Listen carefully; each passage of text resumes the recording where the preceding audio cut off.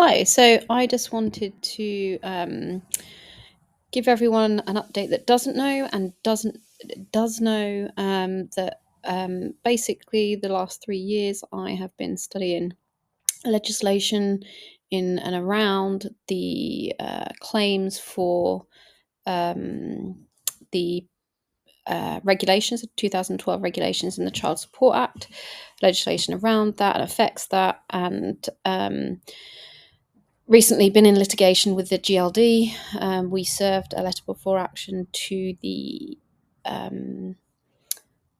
Treasury solicitor, so we've now been in litigation with them. Finished litigation. The GLD did not do any favours for themselves, so we're in a really strong position going to. We've now submitted an application to judicial review, the Royal Courts of Justice. There is a bit of a backlog, so we will know within 3 weeks, obviously, if we can obviously serve then the Secretary of State.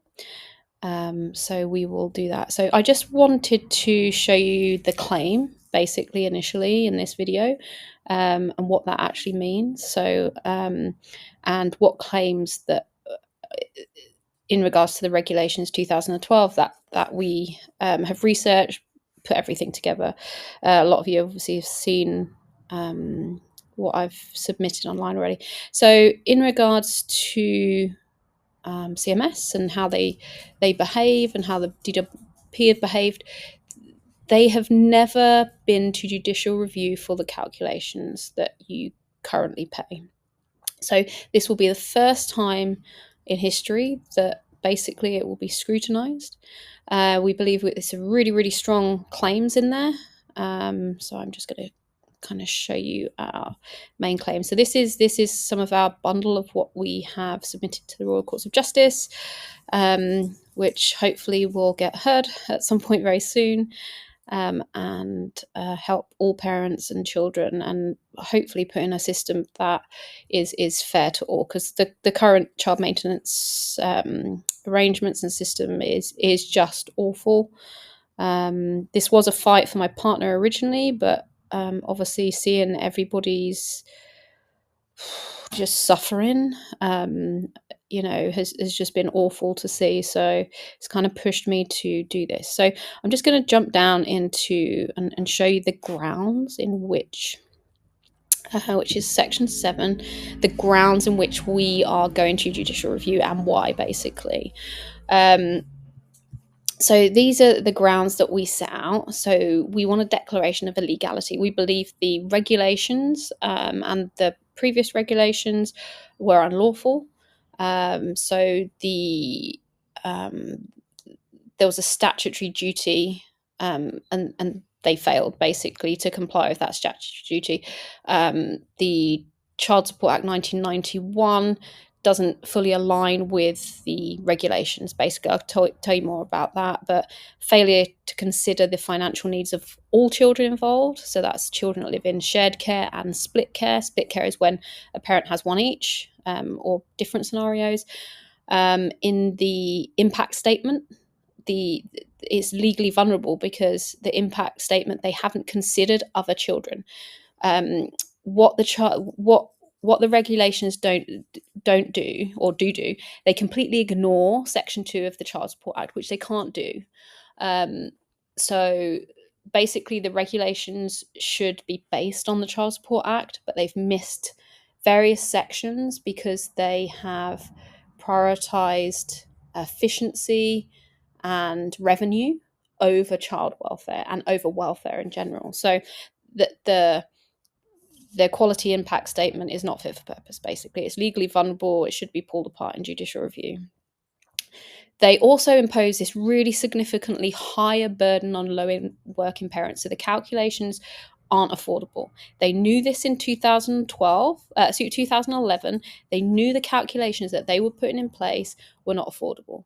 They're not backed up by research. They're not backed up by economic modelling.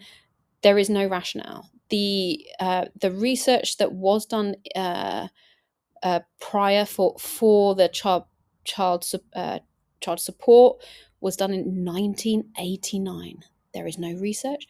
There is no rationale. There's no anything since 1989.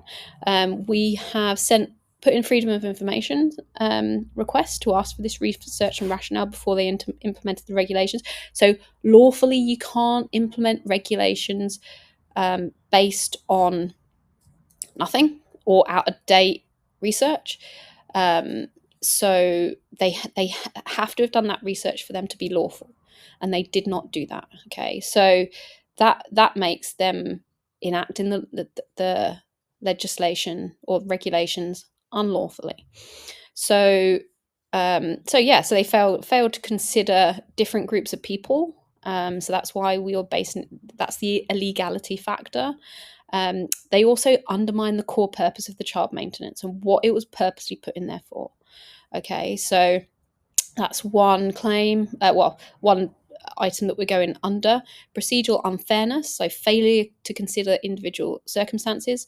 What they have done here is completely ignored Section 28E of the Child Support Act, which, if you pull it up, is active legislation, and basically a parent is meant to pay child maintenance when they can afford to do so.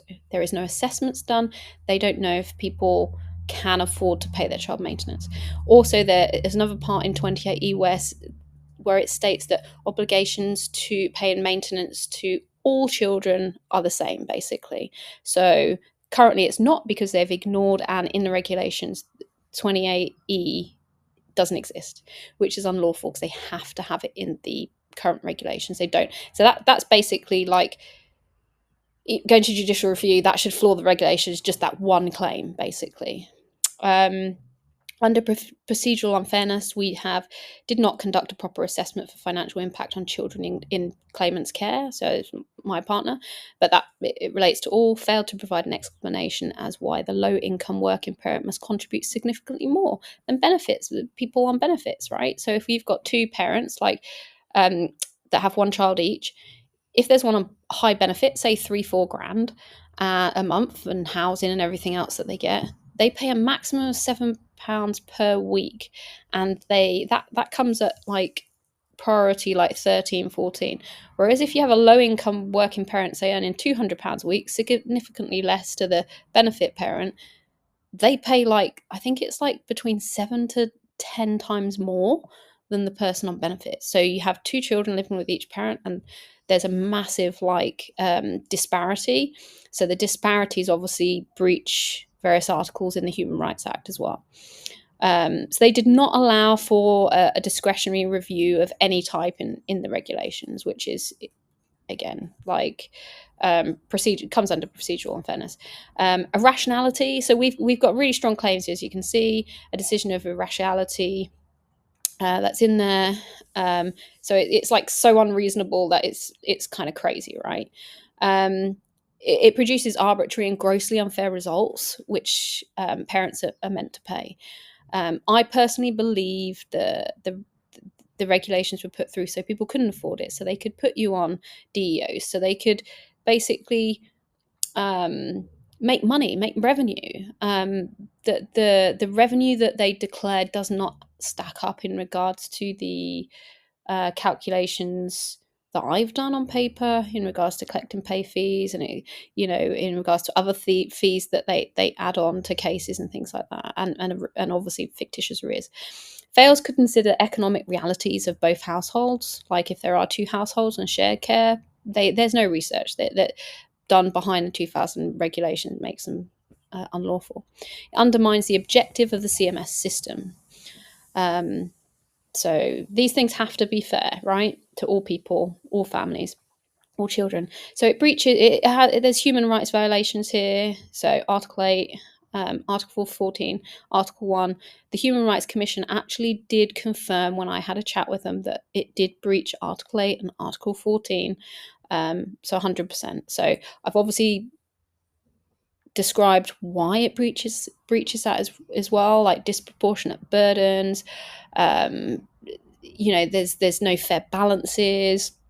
Indirectly discriminates between against low income parents as well, because the calculation is high considering their income. I know obviously then there's the higher income where it doesn't consider tax and things like that. So, but what we've based it on is all children, because we want to go in from a standpoint that basically all children, shared care, everything should be fair, right? And the welfare of children is paramount. So obviously, breach of Article 3. So this is the UN Convention. We are not 100% kind of signed up, but we have to abide by this. Prioritize the best interests of a child. So put that in there. Equality Act. There is two parts of that we do breach, but it's basically under groups of people. Just kind of in simple terms. So they failed to consider the disproportionate impact of kind of policy on low income working parents and children.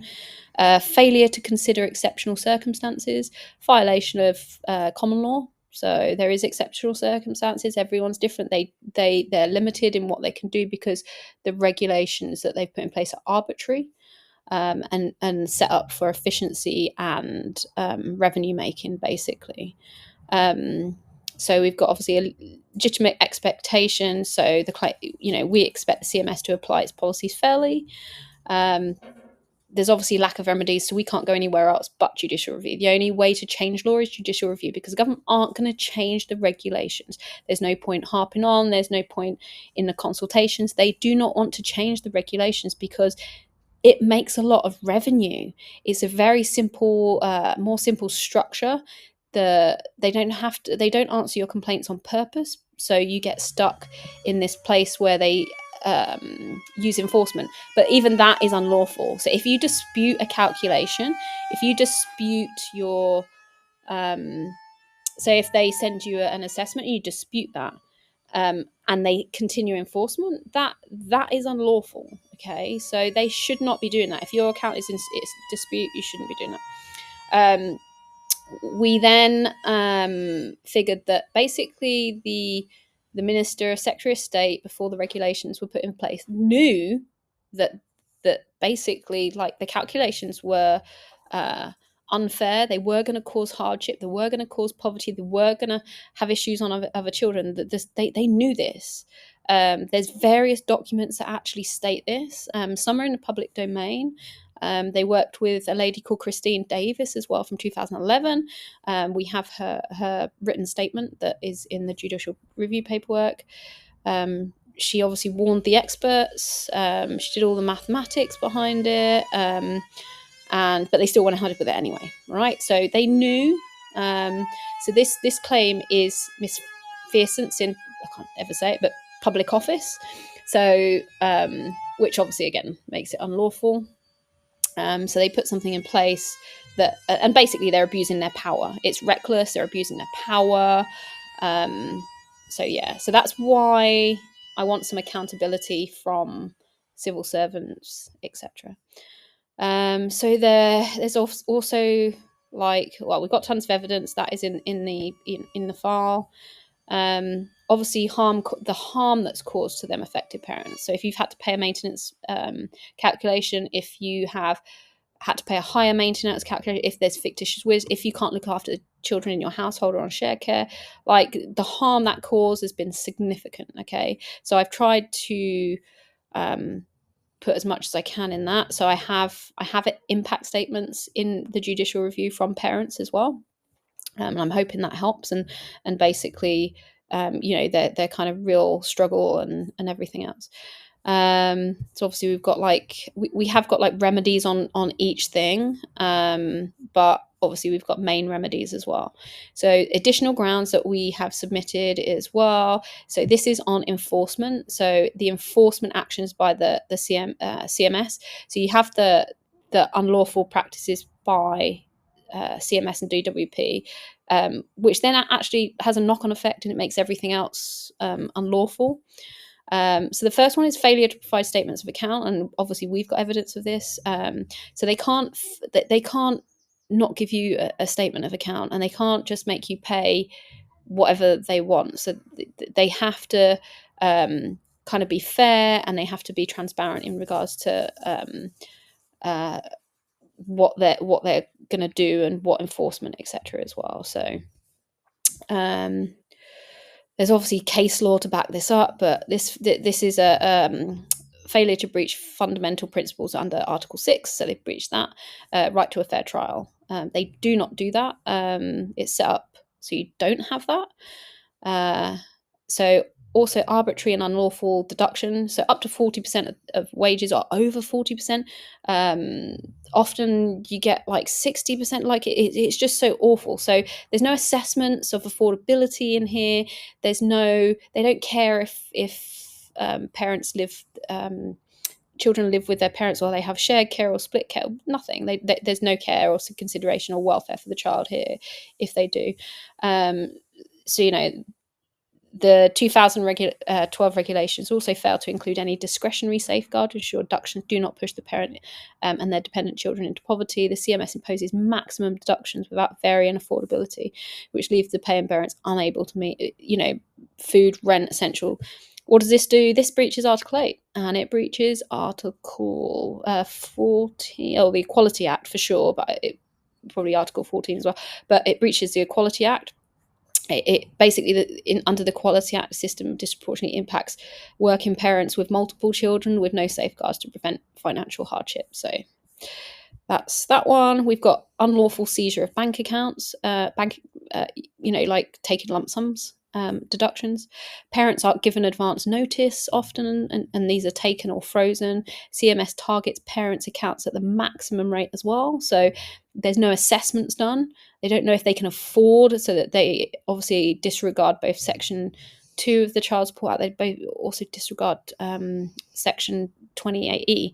28E, by the way, is a variation part. So you should be able to make a variation under 28E, but you can't because it doesn't exist in the regulations, which by law it should, in regards to if you can't afford to make maintenance payments, or if you need to obviously make sure all the children are financially supported equally. So amounts taken often exceed the total amount or more, and they top it up with fees and enforcement. So the fees obviously they don't go to the children, right? So they're taking money, and it's crazy. So we've got used to these 20% plus 4% fees, but they don't exist anywhere else in the Western world. It's not a thing.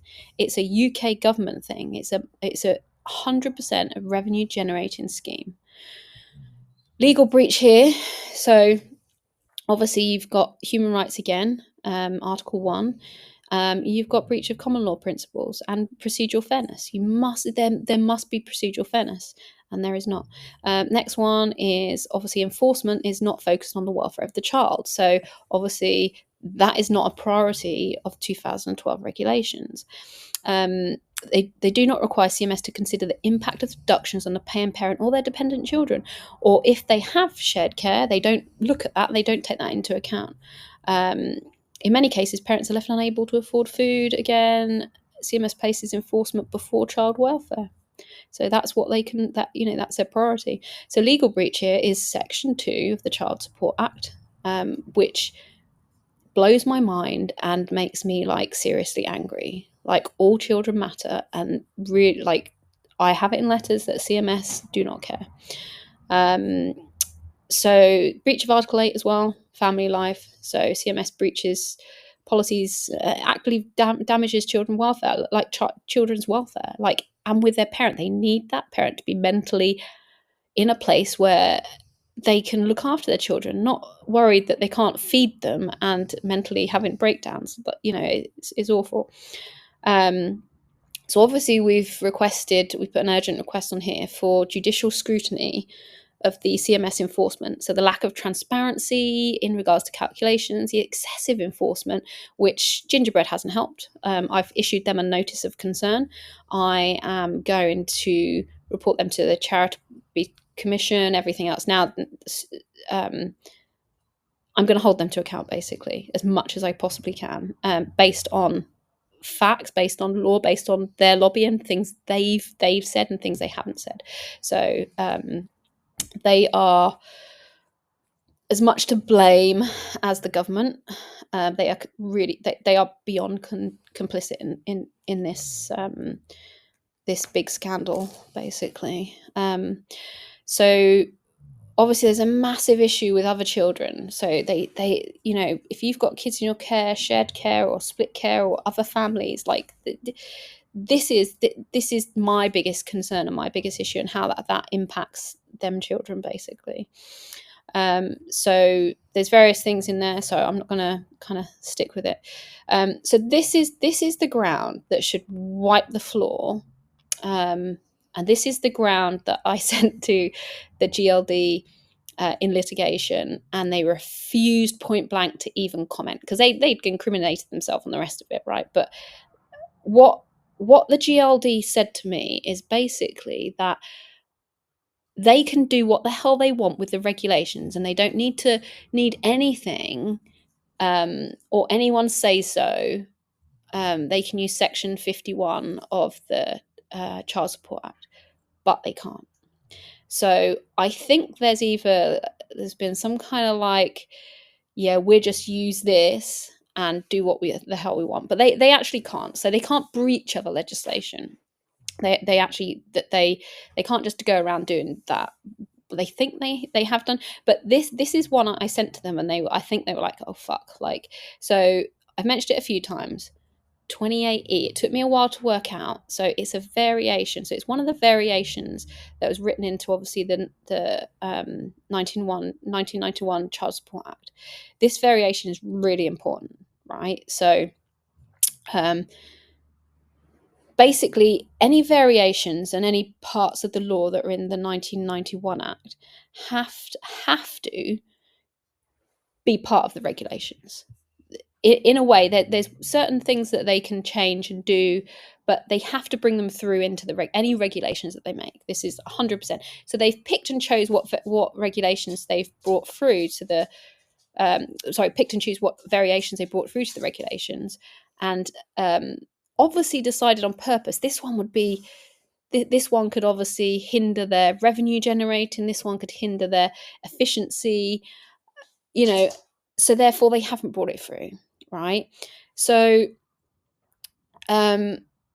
this makes all the calculations unlawful. You just need this would make all the calculations, the 2012 regs, unlawful. This is got them. The rest of it, yeah, we know it's unlawful, we know it breaches of legislation, but this, like, it's just unlawful. They can't do it, so it should blow it to pieces basically. So obviously if it gets heard, and obviously judges unfortunately are employed by the government, so this is what we're up against, you know, but I'm trying to make this so big that there isn't room, and it gets heard and it gets scrutinized. Okay, so so the ground is that they didn't bring this 2028E regulation. So look it up. It's active legislation. They can't just ignore it, and they do. So obviously then equals a breach in Article 8 and Article 14 and Article 1 again, by not doing this. So yeah, so that's kind of where we've got them. So they've chose to exclude 28E, and yeah, so hopefully that's my so we've basically, I think, got a really, really, really strong claim. We've done obviously a summary of unlawfulness as well. We have various elements. Hold on. So see if there's anything else I can show you. So show you our remedies, because I think they're important just to show you. So these are the remedies we set out for the judicial review. So and what basically they mean. So obviously I'm not a solicitor. I've kind of unofficially trained myself to do this stuff. So remedies sought. So what we're looking for is a declaration that basically it's unlawful. The regulations are unlawful. I can't go back in time and make the previous declarations unlawful, unfortunately. But because these are still in place, we want a declaration to say everything you've done from 2012 was unlawful. Okay, and this is why. Okay, so even the enactment of them was unlawful. Everything. Secondly, what we want is a quashing order to overturn these unlawful regulations. Okay, so they then, we want them to change the regulations. Okay, so these regulations won't exist, but then we're looking for a mandatory order requiring a fair calculation system as well. So we want them to obviously take it out, do research, do economic modelling, and put a fair system in place that's basically should be scrutinised from the start. Okay, so and obviously if this kicks off, then hopefully there's lots of people watching this time instead of not watching. So there's a mandatory order we've asked for. This obviously depends on the judge. What we've also asked for is damages for financial loss and emotional distress for all parents. I know we can ask for that in this judicial review because of the way we've done it, and it's systemic, and it's basically get a declaration of you can't generally judicial, like some judicial reviews. So what this means, if we get a declaration of illegality, we have to have that, and therefore it opens it up for damages claims. So that's what we've asked for, and the reasons why, especially if people on DOs had things removed from their banks, blah blah blah. So basically, if you will get a declaration, if we get that declaration of legality, you will get that, right? Because it's done on the regulations, and then you apply for obviously damages at maybe county court. I don't know. I'm not sure for the next step. Obviously, we've asked for a cost order against the DWP. So, in regards to me personally taking the risks and us taking the risks, we've been threatened. They've been playing dirty. They've threatened us with costs. They've threatened us with all sorts of stuff. I've proceeded anyway. I'm a risk taker, I suppose, and I don't care, and I'm not scared of them. But they've used dirty tactics and basically said we're going to pay all their costs and all their barrister costs and everything else, like personally.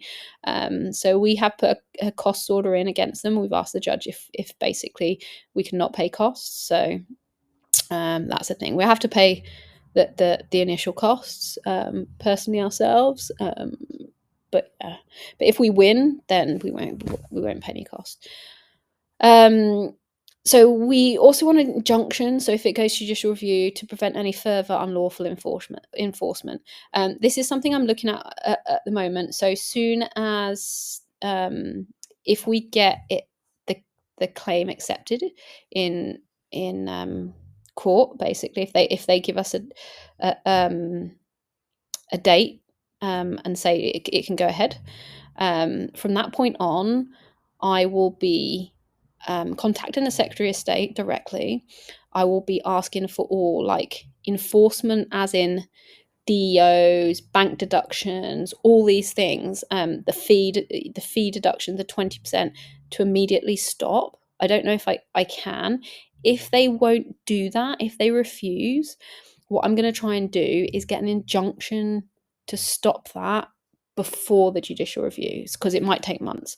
So I don't know if I can and how, but I there's things I can do, because we would have the application in and it's accepted. There's things that we can do that we couldn't do if we didn't have the application in. So so that's a summary of the remedies. So let's hope that we can get some of them for you. But it's very much corrupt, and I believe fraudulent. So just in our first bundle, this is our first bundle. We've got another bundle. Obviously, I've sent them strikeout warnings and addressing doctrine of possibility, things like that. I don't know if you ever want to look it up, but we've got lots of evidence. This is just the initial evidence. We've got another 350 pages of evidence to be a supplementary after this as well. But I've got financial incentives, and basically statements on how they financially gain, and why they wouldn't, why they want to keep the model that they do. So there's lots of conflict of interest. So that's it really. So that's my first video. I'm not really a video maker, or but I just wanted to share the judicial